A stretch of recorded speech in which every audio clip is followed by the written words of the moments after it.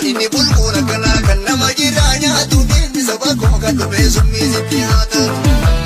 Gaaffitti xiqqinaa bitamtu bilaashuma dhooftan dhibbee ilma nafta nyaati ati sabni Oromooti. Roorroo ofirraa qolannaa qabsaa'u itti beennaa gaachanni wabii uummataa ni jira woboon kenna.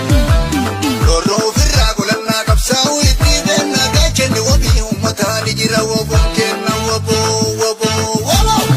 Yoo maraatu sanii bira ofii nyaatti ofii meetu gadi bina jalakaatti Oromoon hin fedhu jedhan feenyoota maalumaaf dadhaban warra goobantoota. Oromoon hin fedhu jedhan feenyoota maalumaaf dadhaban warra kijibdoota. Maalumaati gadi ummati waan gootu osoo nuti jirru alagaan gootu. Gaafrumaa jibbine karee falmadheerraa keenyumaan nu soban walitti kenneerra. Keenyumaan nu qabsan itti beekanneerra. Keenyumaan nu fixan itti beekanneerra. Itti beekanneerra. Itti beekanneerra. Ija bosonaa yaa'u booko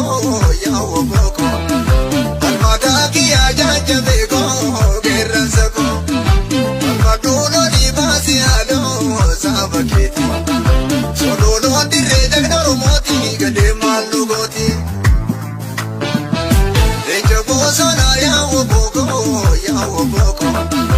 almaataa kiyyaa jajjabee koo qeerransa koo almaadhuunoo dhiibaasi haadhoo saaba keeti.